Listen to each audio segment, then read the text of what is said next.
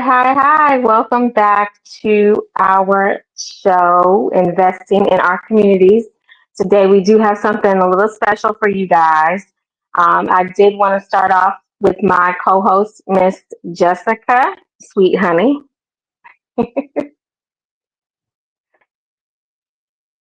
Miss Jessica, are you there?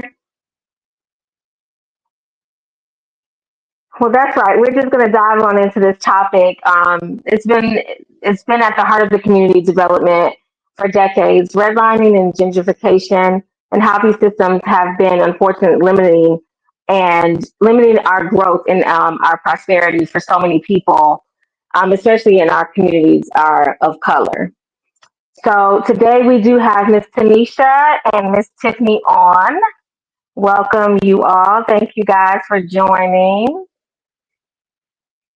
Good evening. Thank you so much for having us. Yes, thank you. How y'all doing today? Wonderful. How are you? Good. So I did want to just start off by saying welcome to the TMAX Network. We here are we listen and we do not judge. So I wanted to just start off by saying thank you so much for being here. Me.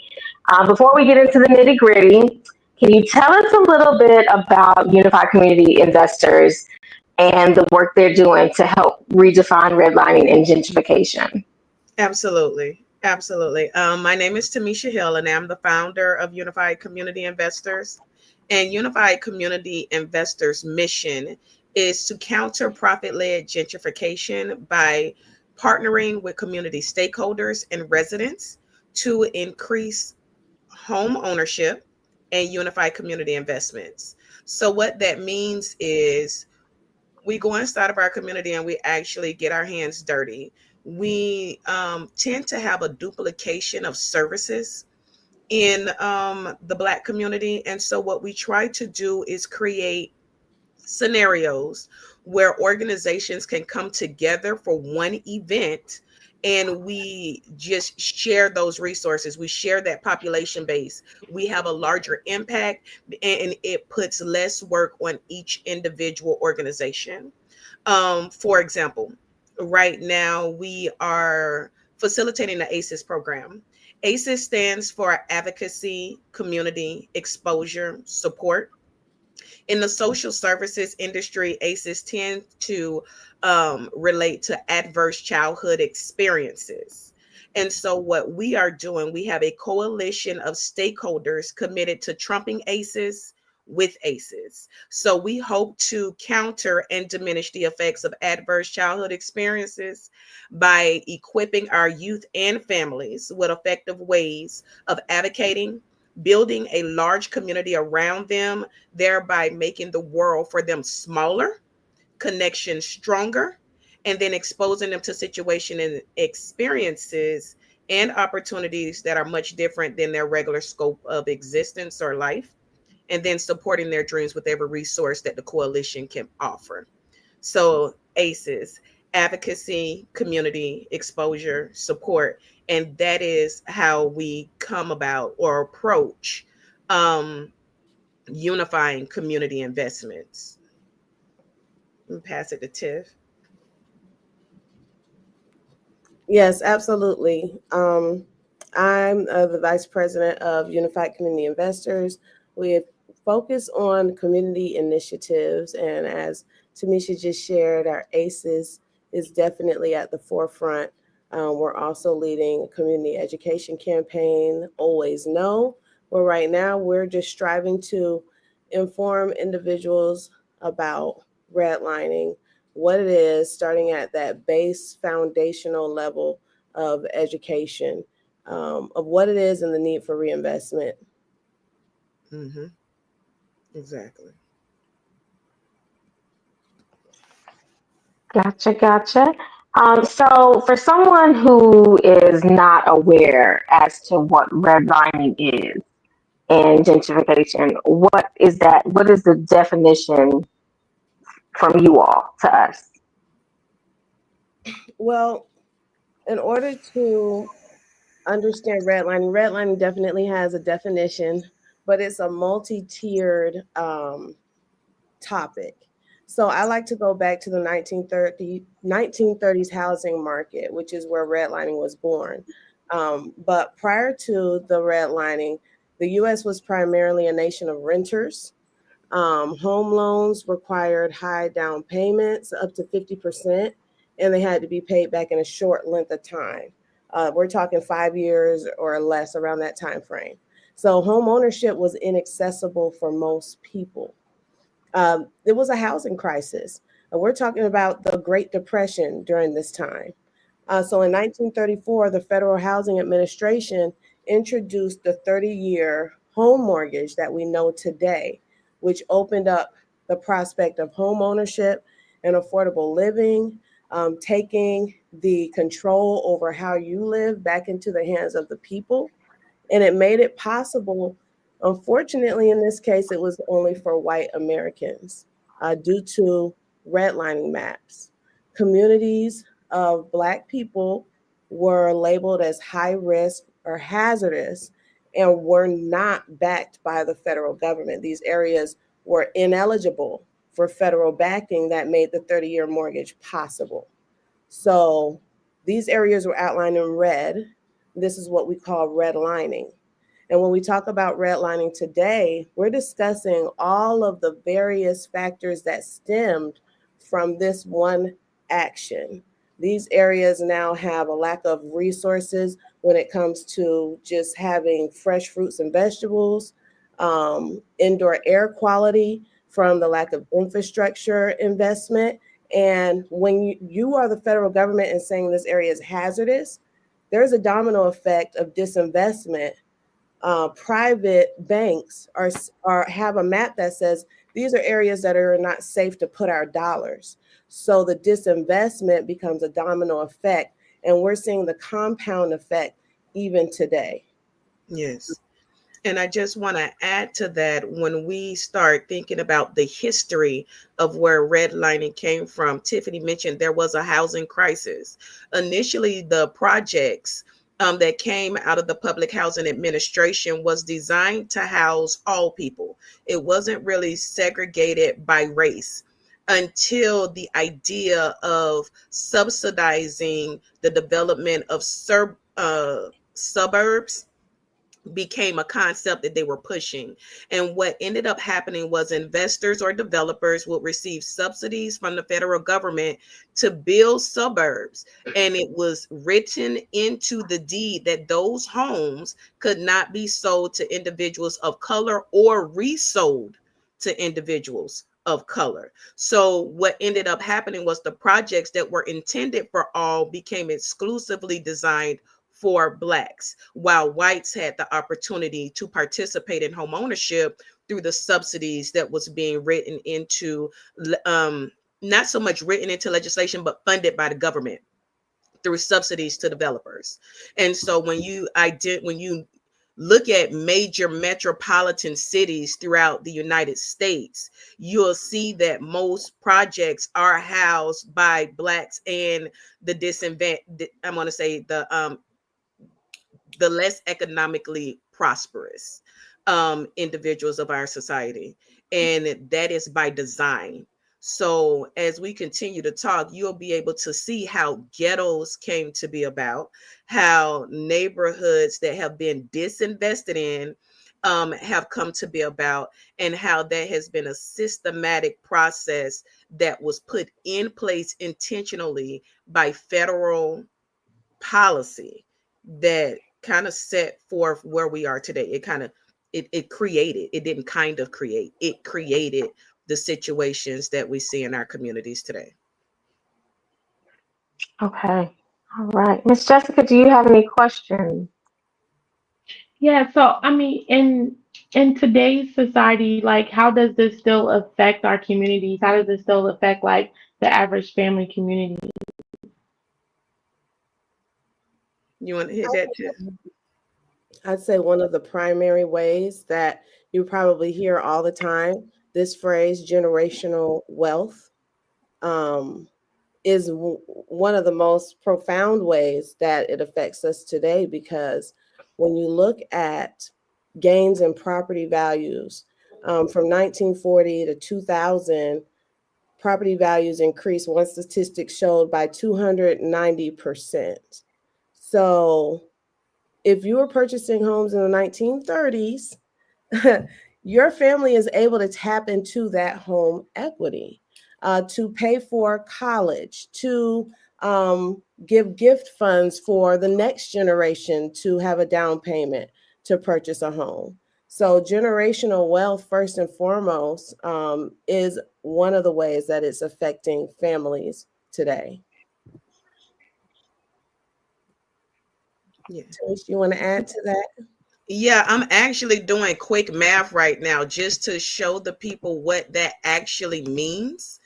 So like if you were to have purchased a house for $50,000 back in 1930, to multiply that by 290% would mean your family is now getting access to liquidity, dollars that transforms generations. Like you're able to tap into money that many individuals have not been able to tap into. And we're not just talking about the 30s, the 40s, the 50s, and the 60s, even though the Fair Housing Act of 1968 made it illegal to practice redlining. The biases that existed in the minds of individual because of the social structure that came with redlining still prevented access, and people had to still deal with adversity, even though their incomes were high enough to afford, the loans. Their job security was in place. They still had to pay in order to play the game that others have had access to for decades at that point in time. So when we're talking about generational wealth, grandma, great grandma, great great grandma, and granddad all had access to being able to purchase a property, flip a property, purchase a property, flip a property. And our grandma, great grandma, great great grandma was excluded from that process, and granddad. So when it comes down to what do I have to leave, is much different when you're just looking at basics like skin tone. Yes, ma'am. And So then I So, guess my next, oh, sorry. go ahead, Jay. No, go ahead. So my next question is, because I grew up as a military brat, so I lived overseas most of my life. So this is like something that was never taught to us whatsoever. And then coming back to the stateside as an adult, I didn't know anything about this stuff. So I guess my main question is, how are you guys going to go about to bring this, to continue to be educated to our communities? What lines of communication, what revenues are you going to use to continue to communicate this? Because there's a lot of people that don't know anything about this. you got Well, it. Yeah, you got it. well, education is definitely the key. It's foundational. I'm a military brat too. So I had to learn about this, and I can't even pinpoint the exact moment that the light bulb went off when it came to redlining and the effects. But I'll say that once you can't help but it can't help but unravel and remove the veil of understanding why we have certain communities that are disinvested in and in disrepair. Mm-hmm. So what we're doing is using what resources we have to spread awareness to all that would know. So that's residents need to know the reason their community is the way that it is and what they can do to help turn things around.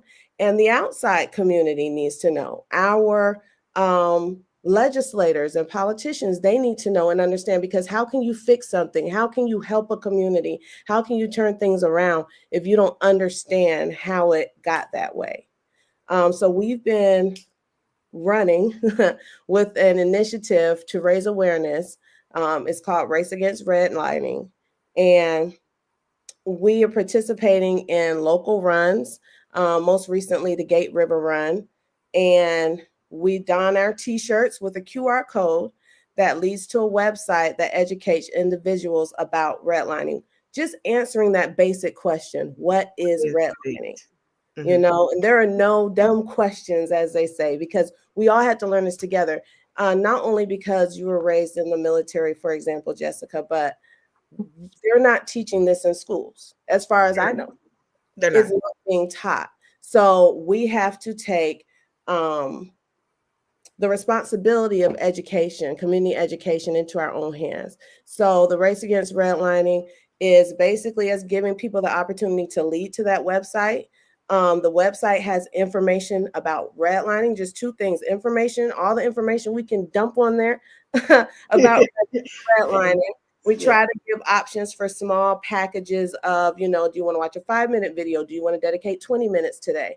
And you can also purchase t-shirts with the QR code, so that if you choose to wear that t-shirt, now you're having the opportunity to start that conversation with someone else and share that resource of information to someone else as well. So it's really just about spreading the information, which is step number one, and then we'll continue to take it from there. Yes.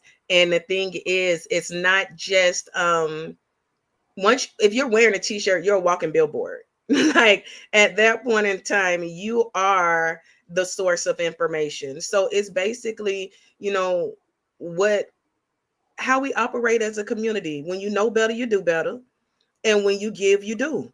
When you see, like, I don't really think they have ever taught the history of race relations in our public school system, or redlining. And at this point, there's a question in here that speaks on, does the current administration make things more difficult to achieve our goals? Our goals are our goals. What it does is it make it difficult for us to heal as a nation. In the state of Florida right now, we have administration that feels like, you know, critical race theory shouldn't even be taught in college.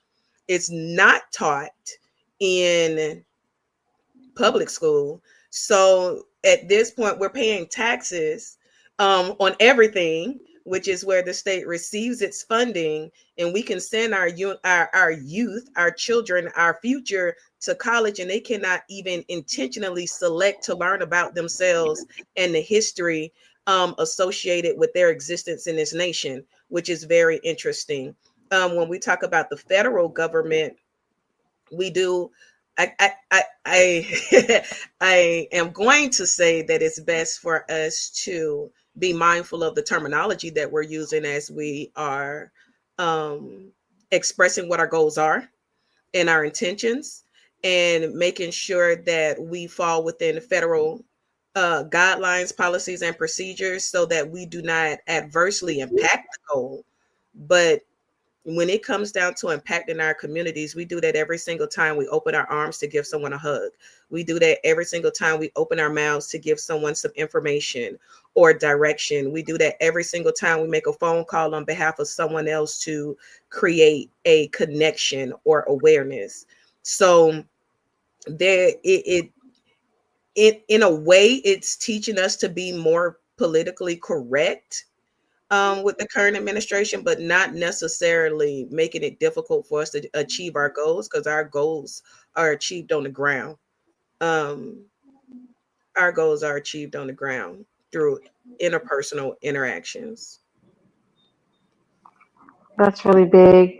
What I do want to ask, and this is directed to Ms. Tiffany, how is Unified Community Investors working to break the cycle? It's a two-part question. So how are you all working to break the cycle, and what are the steps you're taking to make sure that the communities benefit from their own development? Let's speak to homeownership. Can you ask that one more time? Yeah. So I was asking how is Unified Community Investors working to break the cycle, and what are the steps that you all are taking in order to make sure that the communities benefit from their own development? Well, that's a great question. And probably best suited for Tamisha, but I would love for her to hear my perspective on this. So I can go ahead and just sing her praises. So, Unified Community Investors right now, through for the past, I want to say it's been 3 years, has been implementing the Youth Action Series. Now, Unified Community Investors is about unifying community investors. There's so many amazing communities on the ground doing the work. And when it comes to the Youth Action Series, this is how we break the cycle by engaging the youth early on. And there's so many great organizations that are tapping into our youth and pouring into them. Yes. And the Youth Action Series is a series of actions that all of these organizations can bring their youth together to take part in. So the first year, there was beautifications taking place, painting the homes of some of the elderly community members, picking up trash. We were doing community cleanups. We also helped with, is it UF, going door to door, doing indoor air quality surveys. So making sure we left devices to test the indoor air quality. And we just recently, it's 2 years later, are now collecting the data from that. So getting the youth involved in these grassroots effort, that was year one. Year two was community wellness.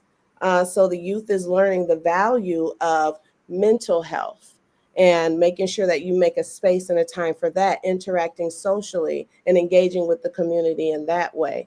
And so this year, the ACES is learning the advocacy piece. So breaking the cycle is really about getting in there early, engaging the youth, showing them how to tap into these different facets of personal health and wellness that ultimately makes a more healthy and well community as a whole. It just starts with every single individual. And that's just when we're talking about the youth.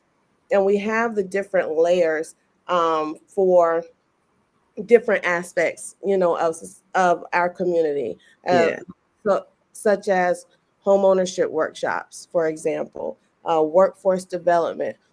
We sit for hours and we put these plans in place so that there can be resources and opportunity for everyone who is a community investor, a community stakeholder. I love hearing Tiffany speak. Like, I just love it. So, yes, when it comes down to the Youth Action Series, it is a coalition of stakeholders that have a commitment to embracing our youth and our families. And so, like, for example, next Friday, we are taking a charter bus full of individuals to the Capitol in the state of Florida so that they can get a tour of the Capitol. Those that are not truly interested in being politicians or working within a political building or space will have the opportunity to tour the old historic Capitol, which is directly across the courtyard. And that building represents the last time all three branches of power were underneath one roof: the executive, the legislative, and judicial. And that'll be like for the first part of the day. And then we're also going to come together and do a mock session inside of the House chambers, which means our youth will actually be able to sit through session and see exactly like what happens during this process. Hopefully next year we'll be able to send them to the Senate side so that they can understand both houses, the House of Representatives and the Senate. And it's not just our youth, because even though we invest in our youth, we also invest in our families, because we need leaders for right now. We need politicians for right now. So if we only invest in the youth, we're playing the long game, but we have to invest in families too, so that we can start attacking where we are now and raising up those leaders that are already here but don't have the support to truly stand on their faith in themselves, to truly stand and move with the gifts and talents that God gave them. So ACEs, when we say ACEs, is really advocacy. How do you advocate for yourself? How do you advocate for others? Your community, making the world small. Everybody talks about the 6 degrees of separation, but that exists when you actually know 6 people.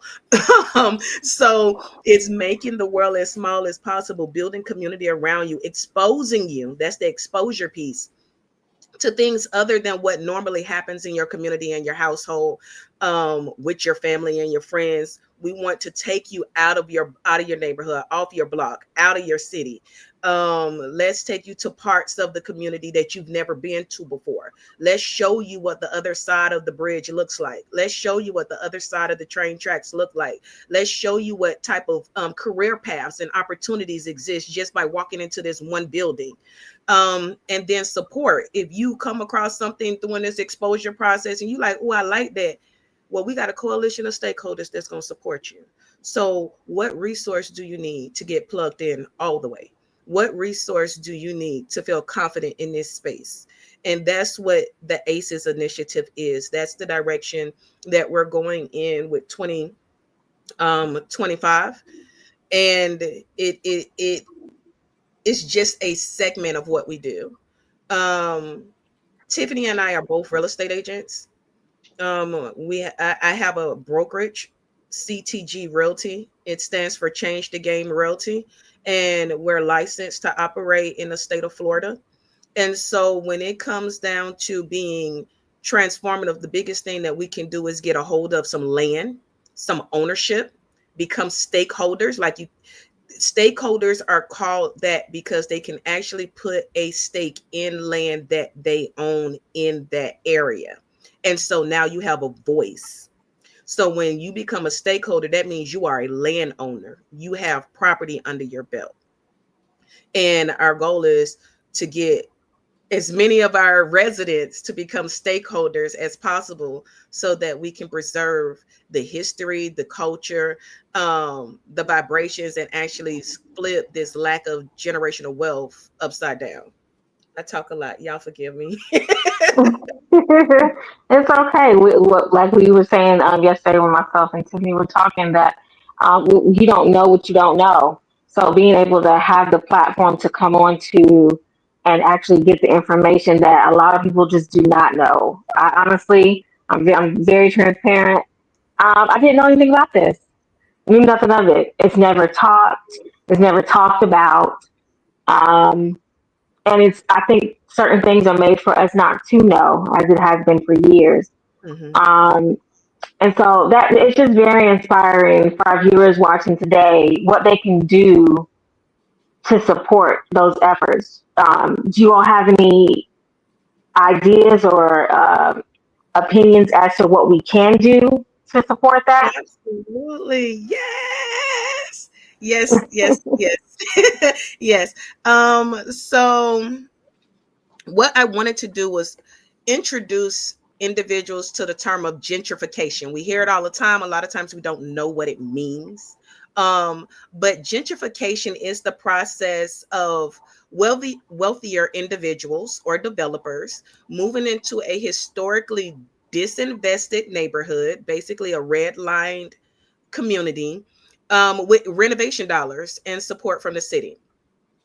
This leads to changes in property values, business opportunities, community demographics. It brings in new money to the area. Infrastructure upgrades and amenities begin to rise up. And sounds all exciting. It sounds like really good things that are happening, except for the fact of the impact it has on its residents. It leads to the displacing of long-term residents who have called these areas home for generations, but can no longer afford to live there due to the rising rents, the higher property values, which causes the taxes on homes to go up, as well as the cost of living that is now the norm once these areas are gentrified. And a lot of that takes place because the investments are coming from individuals that don't live there. So when we spoke about being stakeholders before, I want to introduce the idea of with gentrification. which basically means all of those beautiful benefits that comes from upgrading a neighborhood comes from the individuals that reside in that community instead of individuals that live without. And or used to live in that community. So like some of us, as we've moved up and moved on, we have relocated to different areas, but it still feels like home, like even though you've moved away, home feels like home. And you want to invest in home because, in all honesty, it's a sense of love and integrity that happens in the urban core. I don't know what other cities call their area that's concentrated with Blackness. But in Jacksonville, we tend to call it the urban core. But there is a vibration there that you can't get anywhere else. Like, you don't get that at the beach. You don't get that in other communities. Once you go home, it feels like home. You remember the chicken wing spot. You smell the flavors. You can speak the way you're most comfortable without being on guard. And that cultural integrity needs to be preserved. And the way we preserve it is by being stakeholders, individuals that set the tone for the way this community is going to develop and how we're going to treat the people that live here. So one of the main thing is, yes, community ownership. Residents and local organizations lead the development efforts, ensure they remain in control of the neighborhood's future. So it's really investment in your own community. Be a stakeholder by owning more than just your home. The next one is making sure, like, as you become a stakeholder, you create affordable housing policies. So you do want to connect with politicians. You do want to know who is the council member or the commissioner over your area, so that you're having that dialogue. Where are the dollars? What resources are available for preserving this community? And how can I ally with you in your seat to make sure that the best decisions are being made for this particular community? So policies like community land trusts, rent control policies, affordable housing programs, and other things that are put in place to prevent displacement are things that we can do in our communities to counter gentrification, to actually be conveners with gentrification. Another one is business and economic empowerment. The business and economic empowerment comes from investment in locally owned businesses, knowing who is providing job placement or job training, and financial literacy, not just for the individual, but also for businesses. 95% of all businesses fail in the first 5 years. Like, a lot of that is due to the fact that we kind of treat our businesses like we treat our children. No one can tell me how to raise my child. No one can tell me how to run my business. And what in essence happened is the same practices you have in your regular life, you take into your business and it suffers. So training, getting the resources that you need so you can be your best self. And then own property and keep property. Like, a lot of times mama them done paid off their house, but it requires renovation. So we'll rather sell it than to renovate it. Own and keep property. Own and keep property, because generational wealth comes from passing down resources. That house that was purchased in 1930, just imagine how much it's worth now in 2025. Huge. Right. Huge economic transfer. And then understand that it's important for you to be the difference. So once you own property, be the landlord you would love to rent from. Be that lender that transforms somebody's life. Like, we don't always have to go to banking institutions to get loans. A group of individuals can organize themselves and become a lending platform for others with startup businesses. You can invest in a locally owned business that's happening and become like a shareholder. Like, these are not concepts that exist only for whites. These are concepts that have existed in the Black community for a very long time. But again, this is that history that we're not taught. These are the skill sets that are not passed on. And then don't just stop with the business aspect. Be that parent that prepares your heirs for ownership of empires. I'm going to repeat that again. Be that parent that prepares your heirs for ownership of empires. That means these conversations aren't happening in passing. These are not just nuggets you put in between them, listening to their headphones and washing dishes. This is intentional time spent with your babies, explaining the process of financial literacy, explaining what it means to run a business, talking about integrity and character, letting them know where the powerhouses in the nation are located, like the White House and the state capitol and the city hall. Like, people don't go into those positions because they pay a whole lot of money. They go into those positions because those are power plays. And even if you don't want to play in those areas, make connections with individuals that do, because now you're changing the game. And then last but not least, cultural preservation. The identity and the history of our neighborhoods are in our identity and our history are embedded in our neighborhoods, which were formed in the aftermath of the 1937 Public Housing Administration policies and methods that were deployed to address the housing crisis of that time. Protection must be in place to preserve the value and to maintain the integrity of these communities, ensuring that the truth is not erased and twisted and commercialized for profit. They show us right now, like I was telling you, our state, the state of Florida, has removed critical race theory from college universities. It's advantageous to erase the histories of the individuals that built your nation if you want to stay in a position of power. So that there are a number of things. So I'm going to just give you the pointers again: community ownership, affordable housing protections, business and economic empowerment, and cultural preservation. And then Tiff, you got anything to add? I know I'll be going. Pray, y'all gotta pray for me. No. I do wanna say, I'm sorry, Miss Tiffany, but we do have some comments that from the live chat that's going on. So I do want to take a second to acknowledge them. Thank you guys for tuning in. This is something that's needing to be talked about day in and day out. If we were to ask you all, I did see earlier where they wanted to donate. Is there a place that they can go? Absolutely.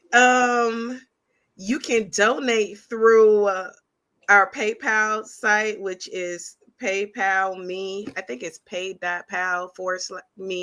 I'll get it together. PayPal me/Jax UCI. That's our page, Jax UCI. However, checks are better because we don't have to pay anybody to cash a check, but we do have to pay PayPal to receive donations through their platform. So checks are the ideal route, or we're in the process of still building out all of this. This is new. Before, we've been really hustling out of pocket, to be honest with you, and getting micro grants to propel the work. So donations is something that we are very excited about, very excited about, and building the platforms to receive more and more. Well, we do, on behalf of the TMAX Network and the Marshetta Teresa Foundation, we pledge $1,000 donation to help the children to the state capitol for the day. So great work, UCI. We stand with you. We're here. We stand 10 toes down. We appreciate you all. And we just wanted to bless you all with that on behalf of TMAX and the Marshetta Network. Thank you so much. Yes, thank you so much. And I am trying to connect to you. Here we go. I have just posted the link for how the comment has failed to post to the TMAX network. Okay. So we can definitely pin that to the live today, awesome. Down in the link. We can link it to the to the live today. But we do want to let you know that you're very inspiring. This is very inspiring. It does make me. I know myself and Jess, we have kids. A lot of people that do have kids, we we've lacked some things in life, and so what we want to do is set our kids up for success moving forward. So having this information, gaining this knowledge, and continuing to grow with it, we sincerely appreciate it because you didn't have to tell us. You could have kept it to yourself at the end of the day. But it's not just about you all; it's about the community, and that's something that we definitely want to continue to grow, especially for our culture. Yes. Miss Tiffany, do you have anything that you would like, or Miss Jess? Yes, I would like to add one additional thing. We have seen, even when we're able to get our hands on property, become stakeholders, it's exciting. Now, what we're running into is heirs property, where Yes. the property has not been properly planned for in the estate planning phase. So we came up with an acronym: Keep It Safe. The acronym is Keep It Safe, for how to not be affected by gentrification, because heirs property is often targeted, very often targeted, because it creates a liability and just a weak spot in title for someone Tiff, that's first to come in and take advantage of. What's that, Tamisha? what is the definition of heirs property? Heirs property is property that, when the original property owner passes away, and the example I've heard often given is Big Mama passes away, and we just assume, just due to lack of being properly educated about ownership, we're new to this thing. We assume, pass away, the property goes to my children. Well, what happens is you end up with multiple property owners, multiple stakeholders. And when that happens for one piece of property, the home does not qualify for any type of loans. So if you need to make certain repairs to the home or something along those lines, you don't qualify for any type of loan. Also, Tamisha's probably going to go into the tax aspect of it. Yeah, the reason why you don't qualify is because it's in nobody's name. When Mm-hmm. Big Mama passed away, it goes into Big Mama's estate. And in an estate, on title, it means no one has clear ownership or responsibility of that property. And so you cannot get a loan. You cannot participate in city programs that would help to do some repairs to the home. And that is why heirs property is so important. And I'm not sure if the state of if Georgia has LISC. LISC is an organization that is pushing heirs property with funding. So they are providing ways to assist homeowners with paying off back due taxes, as well as paying for the legal services required to clean up the title so that it comes out of an estate and goes into individual names, so that those individuals could then begin to apply for loans to sell the property. Like, you can't even sell a property in an estate, which is why most people end up losing it to taxes, because it's like, well, I can't sell it, I can't live in it because it's 7 of us and we all fighting over whose responsibility it is. So I ain't gonna pay it, and none of my siblings gonna pay it. And the next thing you know, the house is up for auction due to back due taxes. And that's how we lose a lot of our property. So now we're losing that generational wealth that we're thinking we're catching up. We're talking about the race against redlining, and there's several obstacles, or we can call them little hurdles, that are in the way. So we're coming up with solutions along the way. So the heirs property initiative is a way, like Tamisha said, that LISC is investing in different ways to assist with this issue. And then in the preventative scope of things is our charge to keep it safe. And that stands for, if you're a property owner, know your property value. The K, know your property value. Estate plan. So I say, just as soon as you become a property owner, just make it a part of that exciting period in your life to plan that estate immediately.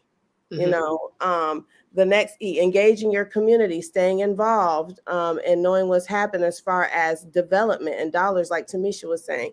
P, protect your property. Basically, maintain your home. Even if you're a landlord, like Tamisha talked about, being that landlord that changes a resident's life.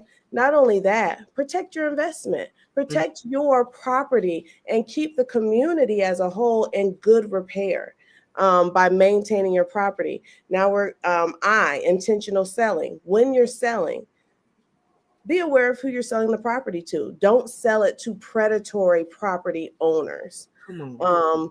Take advantage of resources. Don't wait until a crisis. Just be aware of what resources are available in your community for your property or mortgage or taxes, like the heirs property program.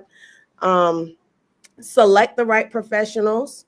Work with people who have the community's best interests at heart. In Jacksonville, that's me and Tamisha. Avoid predatory buyers. Know that investors target vulnerable homeowners. So we already talked about that. Financial awareness, understanding how home equity builds generational wealth. So just staying educated. And the last one is, of course, to educate others. Share that knowledge. Like we talked about, sit your children down, sit your family members down, and make sure that these are conversations that we're having early so that we can maintain our stake in America by owning and keeping as much property as possible. Yes. And I do want to tag team Tiff one more time with just a little bit more on that estate planning part. When you get your home, immediately set out to write a will. But I need everyone to understand what a will is. A will is not the legal instrument used to transfer your property to your beneficiaries. All a will is a document that identifies what you wish to happen to your belongings. That's it. Your will is, this is what I will for y'all to do with my stuff when I'm gone. That's what it is. Now, the document that transfers your real estate to your intended beneficiaries is actually called a ladybird deed. Mm-hmm. I'm going to say that again. It's a ladybird deed. So what does that look like? What is it? A ladybird deed is a document that permits your property to transfer from you to your heirs without having to go through probate. So, for example, I have my two kids on my ladybird on a ladybird deed for me. And basically, as soon as I pass away, their names move up on that deed and they become co-owners immediately. All they have to do is submit my death certificate. There is no probate. The state don't say nothing. It's just already done. This is another way of protecting generational wealth because we assume, we were told having a will is the instrument that is used for conveying. A will just identifies what you wish to happen, but that legal instrument that transfers the property to a beneficiary is called a ladybird deed. So I did want to put that out there because that is something I recently learned myself. So again, once you know better, do better. And then we have to move away from the game is supposed to be sold and not told. We too far behind. We too far behind to embrace that type of ignorance and self sabotage. So the game should be told. Period. You sell it to those that's not in the same situation you in, but to those that are coming up just like you, that are trying to make a difference and don't know what steps to take, give it. It'll come back tenfold. It'll come back tenfold. Miss Jessica, sweet honey J. Yeah, I don't have any other questions. I just appreciate the knowledge, like I said, and I'm originally from Jacksonville, Florida, so to see these two beautiful power strong women coming from my home city speaking this knowledge. I'm like, okay, clock that T. But I just appreciate the knowledge. I really do. I really do appreciate it because, like I said, I have a lot of friends that we all grew up overseas. I lived in Germany for 14 years. That's a long time. And my dad being military, he never had to teach us about that because we weren't living in the States. It didn't need to be talked about, you know. And so now that, you I have this information, I can go back to my children, I can go back to other, friends and family and spread the knowledge that you guys are also giving us. It just feels amazing. And I really thank you guys for taking the time to come on our network and share all that gems and tea with us. We really appreciate it. Awesome. Thank you for having us. This has been amazing. Yes. Yes, ma'am, absolutely. Thank you, Miss Tamisha and Miss Tiffany, again for being here and sharing all the incredible work you and Unified Community Investors are doing to make our communities stronger and more inclusive. Um, I do want to say thank you all viewers for tuning in today. Don't forget to like, share, comment, and subscribe to Unified Community Investors and to the TMAC Network. The conversation doesn't end here. It keeps pushing positive, it keeps pushing forward and positive for change. So we'll definitely see you guys next time, okay? Take care and remember change starts with us. Thank you. Love it.